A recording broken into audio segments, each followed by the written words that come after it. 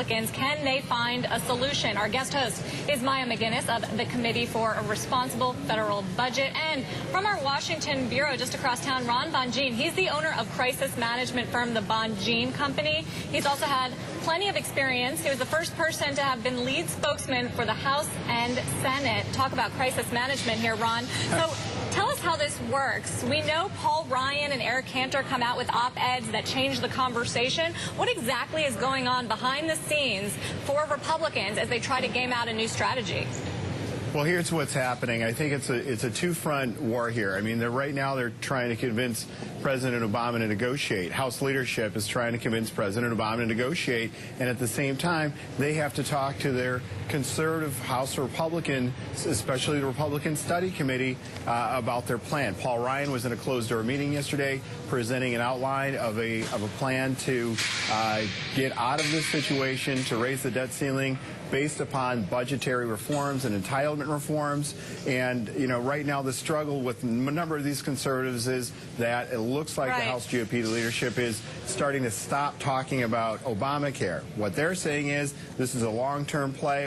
Delaying or defunding Obamacare is a long-term play. It's going to be difficult to do in this situation. So that's where we're at right now. I think this goes right up until the 17th because of the two-front deal they're trying to create here. One with the president and one with their own conservative wing.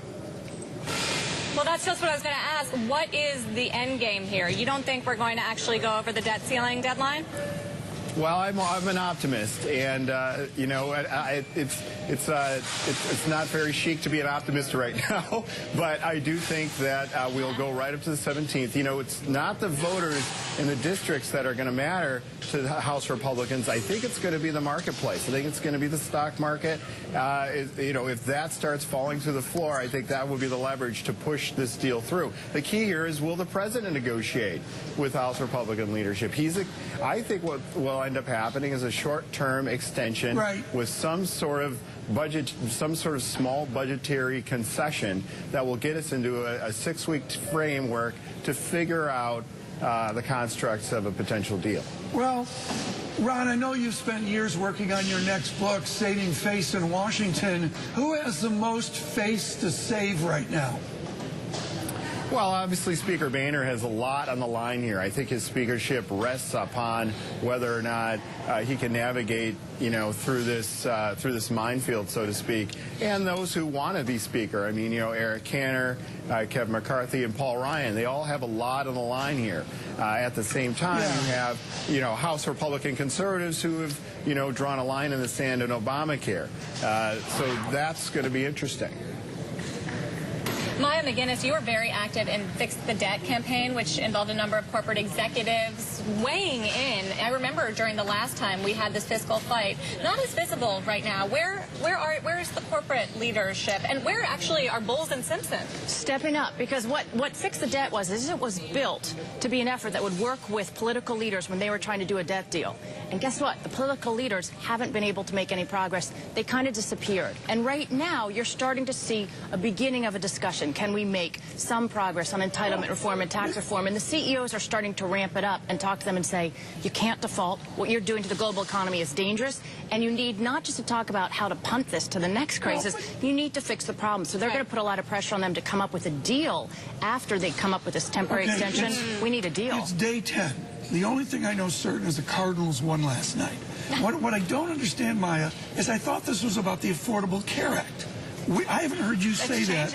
It's changing. Where did the heat of day 4 go? Yeah, you probably never would have heard me say that, because I think focusing on the Affordable Care Act was a complete distraction from focusing on the need to deal with entitlement reform and tax reform. And only now that we've shifted the discussion to those real issues, those real fiscal issues, do I think and hope that there may be a path forward where you extend the debt ceiling for a while, talk it through. But listen, we're talking as though the hard thing is to lift the debt ceiling for 6 weeks. No, the real discussion is what kind of a fiscal framework are they going to be able to agree to? That's the key, and that's the difficult piece. Ron, you hear this. Where are the conservative Republicans this morning? I thought they and their talk radio and their genuine constituencies were completely, in every way, focused on the Affordable Care Act. Are they part of this discussion at 4 o'clock this afternoon?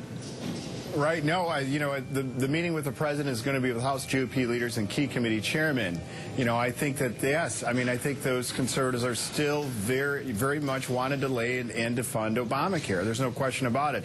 But there's a reality here that shutting down the government didn't stop Obamacare from beginning. Although it's limping along, it's started. And so the key here is, now that we have the debt ceiling, issue coming up on the 17th, how can they figure out a broader framework over budgetary and entitlement reforms? I don't think they're ever going to let up on the Obamacare situation, but they're switching gears here, at least at the leadership level, and trying to make sure that they have conservatives come along with them so they're able to get this passed. That's why I think we're seeing the broad construct stuff. And at the same time, I think the president does not want to see this the debt defaulted on his watch. He would be the first president in American history to do so, and there's a lot of pressure on him as well.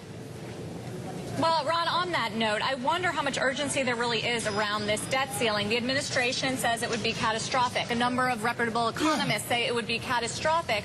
But do you think that the extreme right House Republicans buy that idea? Because you have Moody's Investor Service, for instance, coming out with a report this week saying we have a few weeks maybe until we could actually be talking about not paying our bills. Right. No, that's the problem here, is that that the administration, and Jack Lew's testimony is going to be important today, but there is the Chicken Little feeling from the administration that the world will come to an end. What really matters here, I think, is not the voters in these districts. It's going to be the world markets. It's going to be the U.S. stock and bond markets that make a difference here. That if they start really dropping, that's going to provide the leverage to get something through. But I do think we're going to go right up to the 17th. And hopefully not default. All right. Well, Ron Bonjean, thanks for joining us this morning. Crisis manager from the Bonjean company, his own firm. He's had experience with both the House and the Senate. Scarlett, we're going to turn it back over to you in New York for some photos in the news today. For some photos, and as world leaders gather in Washington, over 2 million